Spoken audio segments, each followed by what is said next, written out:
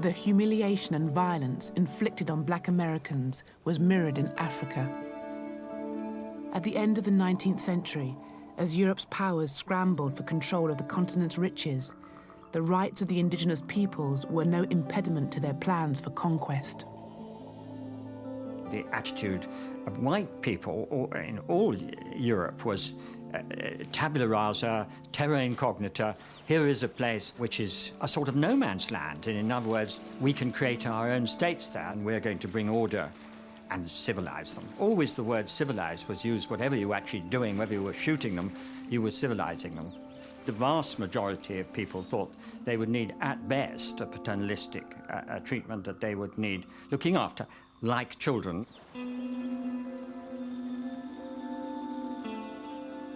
After the Conference of Berlin in 1885, Europeans embarked on a continent-wide land grab. In less than 20 years, 90% of African territory would be placed under European colonial rule. One of the main beneficiaries was King Leopold II of Belgium. Aware of the vast fortune to be made, he persuaded Europe's powers to recognize his sovereignty over one of Africa's largest regions, the Congo. Here was this man who became King of Belgium in 1865 at the age of 30. Enormously shrewd, enormously greedy, enormously ambitious, and with an absolutely brilliant sense of public relations. He hired the explorer Henry Morton Stanley, the man who found Livingstone, to go to the Congo and essentially stake out this huge territory for him. Leopold got first the United States and then all the major nations of Western Europe to ratify his seizure of this enormous territory in the center of the continent. First, Leopold created a smokescreen, claiming that he wished to educate a savage people. They were all really fooled by Leopold because they took him at his word. They thought he was a man who's going to lose all his money in this crazy philanthropic venture. But they didn't realize what he was really after at all, which was to make himself hugely rich by exploiting brown hands and broad backs who were going to carry the wealth of Africa and load it on ships for his own personal profit. Bring them! Extreme violence was employed to impose Leopold's dominion. The right hands of those who failed to meet rubber quotas were severed. Even young children were not spared. In 1896, a German newspaper reported that 1,308 hands had been gathered in one day. Leopold created a 90,000-strong army to enforce his rule. One of his lieutenants wrote, "Only the whip can civilize the black."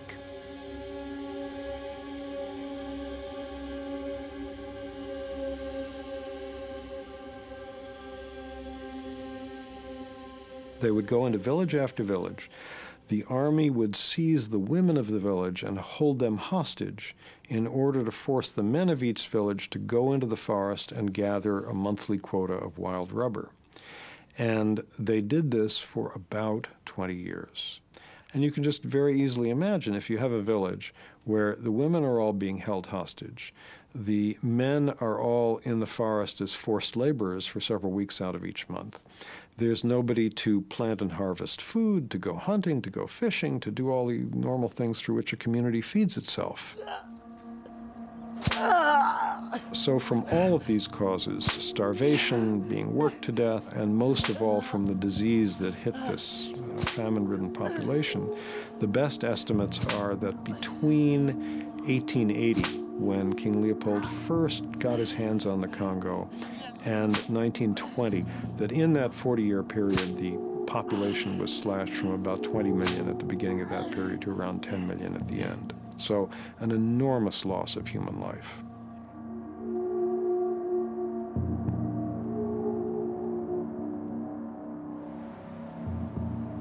Huge building projects throughout Belgium were funded by Leopold's wealth to celebrate his reign. Leopold built himself a palace, now called the Museum of Central Africa, to display his spoils.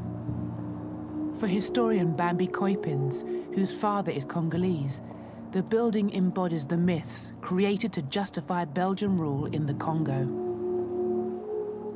The central hall gives you the idea of what the museum is supposed to be about. You have the central dome through which the light falls on the heart of darkness underneath, you can say. Simultaneously, the dome also presents the sky, God, and then in the central hall, underneath that representation of Leopold II, are statues of Congolese. So what you really see were the hierarchical relationships that structured the relations between the colonized and the colonizers. As a human being, I'm obviously shocked by that, because it is very clear that Africans, the way that this museum was originally set up and the way that most of the exhibitions still work, are really dehumanized because they were seen and represented as savages who really needed the help of outsiders, i.e. Europeans, to transform them into fully civilized human beings. From the late 19th century onwards, human zoos exhibiting Africans in their primitive state became popular around Europe. One of the first was housed in the grounds of Leopold's museum. The Africans were put on display so people could go and see them in very much the same way that they could look at, say, caged animals in a zoo, and their reactions were also very similar. There were notices saying that people were not allowed to throw peanuts at the Africans because that was what they did. This museum is also, in a very real sense, the only monument to Belgian colonial history left in this country. So if we dismantle the museum, there is a very great danger that we also eradicate the public memory of that colonial heritage. And once that happens, of course, one paves the way for all these people who say, well, it was not as bad as that, was it? And Leopold II really did do a great deal of good. In 1908, the year before Leopold died, his crimes were made public and he was forced to hand control of the Congo over to the Belgian government. But the cruelty continued. The forced labor system did not come to an end because it was so profitable. The new Belgian Congo continued it more or less until the early 1920s.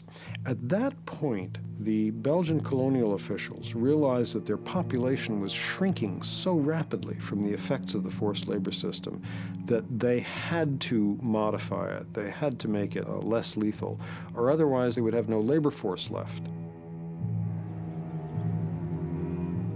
Although 10 million people died, the Congolese genocide has largely been forgotten in Europe.